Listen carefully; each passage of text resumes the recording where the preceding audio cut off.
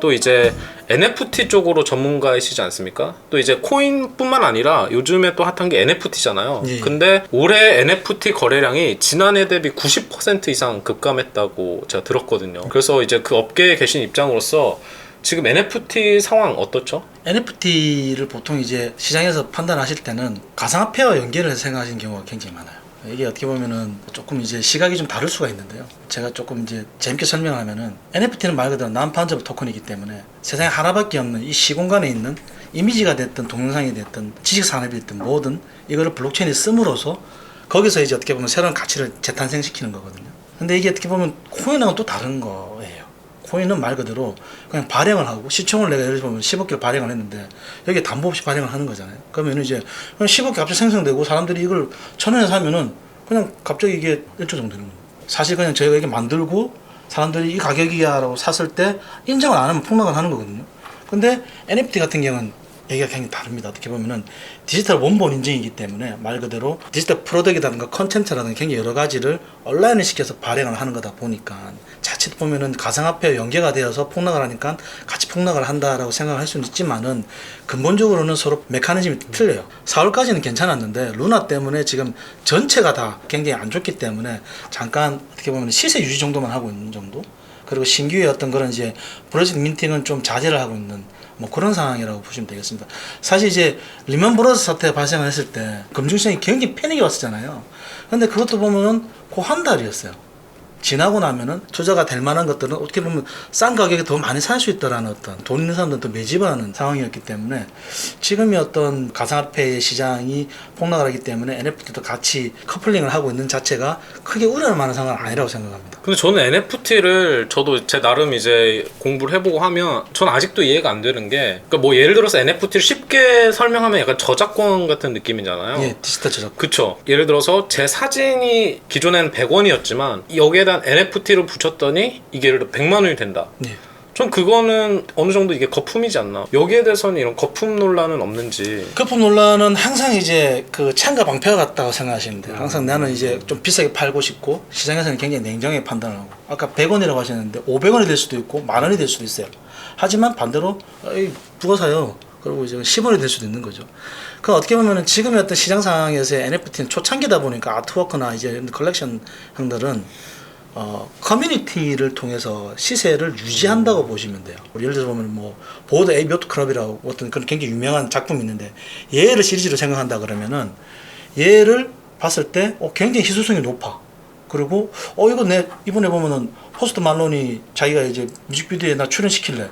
가격이 좀 띄우고 싶어. 뭐 이런 식으로 해서 보면 굉장히 다양한 활동을 통해서 해당되는 작품이 실제로 보면 이제 생태계를 이루어서 가격이 오를 수 있는 구조로 계속 사람들의 합의를 하는 구조. 그럼 또 홀더가 있으면 또 다음 홀더가 들어와서 가격을 또 사고 어떻게 보면 자산으로서의 투자 가치로 이렇게 연결이 될 수 있도록 사람들이 계속 보면 어떻게 보면 이게 정보를 제공하고 그리고 또 거기다 커뮤니케이션을 하는 이런 굉장히 활발한 활동들이 어떻게 보면은 작품에 대해서 보면 시세를 유지하거나 올리기 위한 어떤 굉장히 중요한 방안 중에 하나로 생각하거든요. 컨텐츠를 연계를 한 블록체인의 새로운 디지털 원본 인증이라고 생각을 한다 그러면은 좀 어떻게 보면 개념이 아까 말씀하신 거하고는 좀 다르지 않을까 생각합니다. 그래서 전 요즘 보니까 무슨 메타콩즈라고 해서 뭐 고릴라 약간 얼굴 사진도 되게 인기고 그래서 저는 이런 특정 NFT가 다른 NFT에 비해서 좀 더 돋보이고 사람들이 열광하는 좀 이유가 있을 거라고 생각하는데 솔직히 말씀드리면 메타콩즈도 하나의 트렌드였어요. 밈 같은 트렌드였는데 이 트렌드가 뭐냐면은 그만큼 이제 메타콩즈라는 특이한 어떤 이제 프로젝트 민팅이 굉장히 유명한 사람들의 손을 타면서 이슈화 되었고 그리고 이 가격이 초기 가격보다 희소성이 높다 보니까 굉장히 많은 사람들이 그만큼 비용을 주고 더더더더 산 거죠. 그래서 이게 어떻게 보면 저희한테 주는 시사점은 그만큼 유명한 작품을 디지털 원본 인증으로 NFT화 한다 그러면은 이 부분은 그만큼 수요층이 계속 보면 유지가 되고 계속 보면 공급이 되고 있기 때문에 그 가치를 계속 유지시켜주는 방안이지 않냐. 근데 이제 그만큼 얼마만큼 이런 부분이 나중에도 좀 말씀드려야 되겠지만 뭐 코인이 됐던 NFT 작품이 됐던 이 부분이 계속 보면 사람들이 이런 부분은 이 가치가 맞아라는 게 서로가 합의될 수 있는 어떤 그런 생태계가 있느냐가 가장 중요한 것 같아요. 근데 지금은 이제 점점점 그 분야가 앞으로 더 많이 늘어나고 있어요. 지금 이제 이미 IP 산업의 NFT화가 디지털 음원이 출시되기 시작했어요. 이 말은 하나밖에 없는 뭐 이런 것들을 굉장히 여러 가지 유틸리티 형태로 발전시켜주고 있습니다.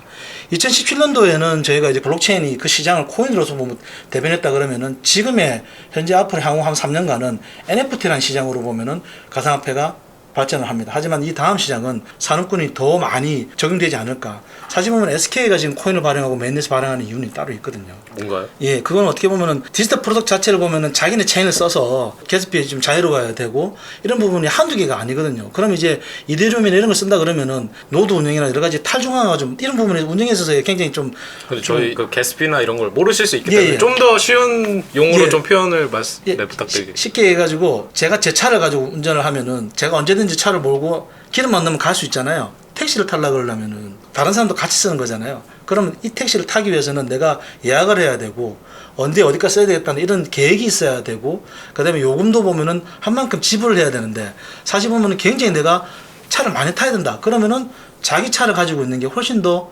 유용하잖아요. 가스피는 쉽게 해가지고 기름값 전송료라 네트워크 전송료라 생각하시면 됩니다. 전송을 하기 위한 이제 커런시의 매체를 다른 지갑으로 전송하기 위해서는 전송료가 발생을 하는데 그걸 게스피라고 표현을 하거든요. 그럼 자동차로 치면 이제 말 그대로 연료인데 내 걸 내가 쓰면은 내 쓴 만큼만 내면 되니까 이런 부분이 어떻게 보면 자기가 자기 체인을 가지고 운영을 하려는 니즈가 굉장히 강하죠. 그걸 SK가 지금 자기 예. 채널을 구축하려고 자기 체인을 메인에서 구축을 그 SK 말씀하셔서 그런데 현대차가 예, 또 예. NFT에 참여하겠다라고 참여합니다. 밝혔는데 저는 이게 또 자동차랑 이게 NFT랑 어떤 연관이 있는지가 좀 와닿지가 않더라고요. 대기업들이 이렇게 나서는 이유가 뭐가 있죠? 제 생각에는 현대자동차 같은 경우에는 굉장히 다양한 자동차들이 나오잖아요. 그리고 이제 어떻게 보면 남자의 로망이 차 중에 하나인데 뭐 새로운 차라든가 컨셉카라든가 이런 것들이 얼마든지 NFT 작품으로 NFT 컨텐츠로 성화될 수 있어요. 이런 것들을 좀 어떻게 보면 좀 자유롭게 만들기 위한 그런 가상 세계를 연계한 그런 플랫폼을 만들려고 하는 게 아닌가라는 생각이 들고 뭐 어떻게 보면은 성공하면은 충분히 경쟁력이 있다고 생각합니다. 근데 현대자동차뿐만 아니고 세계 많은 어떤 이런 비슷한 프로덕트를 생산하는 기업들은 굉장히 많은 니즈를 가지고 있어요. 그래서 듣고 보니까 또 가장 이제 변화가 클 분야가 엔터업계일 것 같아요. 예, 왜냐하면 맞습니다. 어떻게 보면 NFT라는 건 창작자들이 갖고 있는 고유의 권한을 아까 말씀하신 그런 IP 형태로 이렇게 공유할 수도 있고 예. 그걸 증명할 수 있는 거잖아요. 맞습니다. 그래서 요즘 SM이나 YG 이런 데도 NFT를 많이 하는 것 같은데 네. 엔터 쪽에서의 NFT는 어떻게 보시나요? 가장 지금 어떻게 보면 생태계가 많이 잘 온라인이 될 수 있는 부분이 엔터테인먼트라고 생각합니다. 왜냐하면 저 같은 경우도 이제 제니를 굉장히 좋아하는데요. 예. 네. 제니 분께서 NFT 발행을 해서 한다 그러면 저는 살 용의가 있어요. 그럼 어디서 팔지? 이런 거를 이제 찾아보면은 현재 보면은 제가 알기로는 마켓이 아직 없는 걸로 알고 있어요. 만들어서 내가 좋아하는 연예인이 어떤 디지털 굿즈를 판매를 한다 그러면은 팬덤들은 굉장히 열광을 하죠. 그래서 이런 부분이 어떻게 보면은 실제로 오프라인에 보면 뭐 소장품을 이렇게 경매로 해서 보면은 자선사업에 쓰기도 하고 하지만은 실제로 어떻게 보면 굉장히 내가 좋아하는 어떤 이제 연예인이 막 이렇게 일상생활에 굉장히 소소한 것들이 민팅이 되기 시작하고 이런 것들이 공유가 된다 그러면은 그 자체도 굉장히 중요한 컨텐츠가 될 수가 있고 NFT 했을 때 굉장히 중요한 자산 가치가 또 될 수 있거든요. 왜냐하면 말 그대로 홀더들이 팬덤이 형성되어 있기 때문에 팬덤들 간에 서로 거래가 가능하기 때문에 이 자체도 하나의 큰 생태계가 될 수 있습니다. 그래서 보면 향후 이쪽으로 보면 굉장히 좀 또 이렇게 많이 이렇게 발전되지 않을까 하는 게 제 생각입니다. 근데 일단 말씀하신 건 전부 이제 구매자 입장이잖아요. 저희가 예. 항상 이제 구매자가 돼야 되는데 저희 스스로가 NFT 창작자가 돼서 이렇게 거래하는 그런 문화는 그건 어떻게 보세요? 제가 창작자가 되려면 어떻게 해야 되죠? 실제로 인도네시아의 한 학생이 한 3년간 셀카. 셀카 똑같은 사진 들었어요. 찍어서 예. 실제로 보면은 거의 이제 굉장히 큰 돈을 벌어서 7억 번 걸로 알고 있어요. 예, 이도가 뭐 보통이 아닙니다. 이제 네. 이런 건 어떻게 보면은 그만큼 이제 이 친구가 새로 뭐 올린 게 없나라는 걸 계속 찾으면서 팬이 생긴 거죠. 근데 이제 어떻게 보면은 개인이 얼마든지 발행할 수 있어요. 많이 쓰시는 인스타그램이나 페이스북도 개인 발행이 가능하고 실제로 인스타그램은 여기 NFT 기능 넣겠다고 선언을 했습니다. 근데 이제 우리가 NFT라는 게 어떤 거냐면은 사실 보면은 이것도 철저하게 경제적인 관점을 보셔야 되거든요. 무슨 말이냐면 수요가 없으면 안 되는 거. 물론 제가 기자님을 굉장히 개인적으로 좋아해서 기자님이 뭐 하나 올려가지고 10,000원 올려서 살게 이럴 수는 있어요. 근데 내가 샀는데 보통 이제 투자를 하면 내가 또 팔아야 되잖아요. 그쵸. 그럼 이걸 또 기자님한테 팔 수는 없는 거지 않습니까? 아. 그럼 또 그만큼 또 많은 또 팬덤이 형성되고 그러면은 나 이거 오늘 저 이게 인터뷰하는 거 하나 해가지고 NFT 해가지고 하나 만들었는데 이거 나 10,000원 샀는데 내 니한테 12,000원 줄게. 오케이. 그럼 또 가지고 이런 식으로 어떤 계속 보면 이게 메커니즘이 만들어져야 되는데 이런 부분이 어떻게 보면은 뭔가 개인 방송이라든가 이런 쪽으로 계속 보면 연계가 돼서 지금 계속 굉장히 많이 발전되고 있거든요. 그래서 향후에는 아마 굉장히 다양한 분야의 NFT가 적용이 되면서 말씀하셨던 사진도 물론이거니와 굉장히 다양한 개인 컨텐츠들이 사고 팔 수 있는 저희가 개발하고 있는 NFT 모아에 오시면은 구글 로그인만 하시면 지갑이 자동 생성되고 그리고 개인형 마켓플레이스를 무한으로 생산하실 수 있어요. 그래서 이제 아까 전송료를 무료로 하고 그리고 커뮤니티까지 만들 수가 있고 뭐 이런 것들이 어떻게 보면 지금의 시장에서 필요한 플랫폼들이 앞다퉈 출시되고 있는 것 중에 하나가 아닌가 생각을 합니다. 근데 저는 또 이게 궁금한 게 이게 내가 NFT로 이거를 증명을 한다 하도 이게 진짜인지 아닌지는 또 이거를 뭐 예를 들어서 음악 같은 경우에는 저작권 협회가 있어서 협회가 입증을 해주잖아요. 예, NFT는 누구나 발행 가능하면 제가 발행해놓고 이거 진짜다라고 했지만 나중에 알고 보니 가짜일 수도 있고 예. 그래서 이걸 증명을 어떻게 누가 이거를 입증을 해주나요? 사실 이거는 지금 현재의 NFT의 가장 큰 숙제 중에 하나입니다. 실제로 이제 원작자가 아님에도 불구하고 민팅을 해서 원작자 행사를 하면서 반대로 역고소를 당하는 경우도 지금 굉장히 많고 오픈시에 지금 이제 그런 계류적인 상품을 아예 내리고 있어요. 민팅을 먼저 했을 때 이 사진에 대한 진위와 소유권은 누구한테 있느냐, 컨텐츠, 토큰 아이템에 대해서 누가 소유를 가지고 있느냐는 사실 법적 분쟁으로 가야 돼요.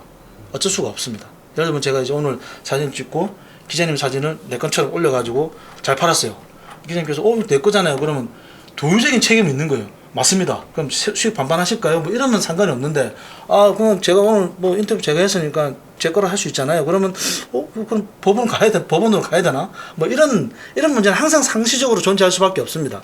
그래서 플랫폼 단에서 이런 이슈가 있는 것들은 자체 필터링을 하거나 안 그러면 거기에 마크를 달아서 원작자와의 분쟁이 있습니다라는 이런 표시는 전혀 해주거든요. 예, 그렇게 해서 보면은 보통 해결이라기보다는 소비자가 이런 부분에 이런 이슈가 있는 거니까 이제 구매를 할 때 판단을 해라.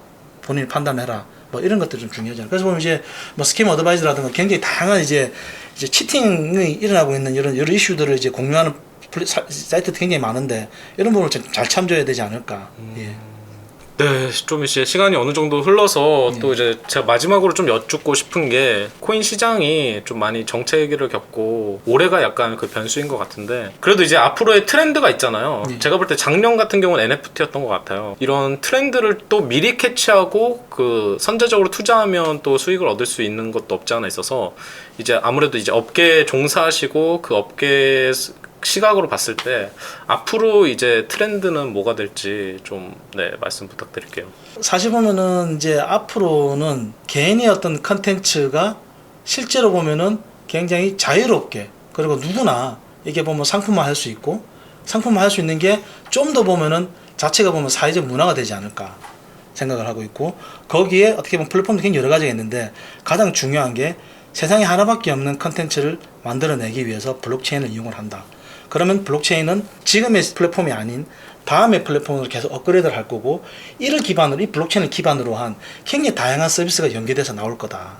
이 부분을 우리가 유틸리티를 한다 그러면은 굉장히 블록체인의 다음 엔진을 기반으로 한 다양한 서비스들이 지금의 소비자의 니즈에 맞도록 계속 발전해 나갈 거라고 생각을 합니다. 기존 방식의 플랫폼으로 개발을 한다 그러면은 뭐 누구나 할 수 있죠. 하지만 블록체인을 활용을 한다는 것 자체는 뭐냐면은 그만큼 유니크하다라는 거를 좀 더 유니크한 게 보급이 되고 사용자들은 이를 보면은 굉장히 자연스럽게 받아들이고 실제로 보면 쓸 수 있다. 그걸 이제 블록체인이 굉장히 많이 발전하고 관련 서비스는 더 많이 늘어날 거다라는 게 제 생각입니다. 아, 그렇군요. 예. 오늘 긴 시간 동안 말씀해 주셔서 정말 감사했습니다. 네, 지금까지 김성식 대표님 모시고 코인 시장에 대한 전반적인 얘기 나눠봤습니다. 네, 오늘 너무 재밌었고요. 다음에 또 찾아뵙도록 하겠습니다. 네, 감사합니다. 감사합니다.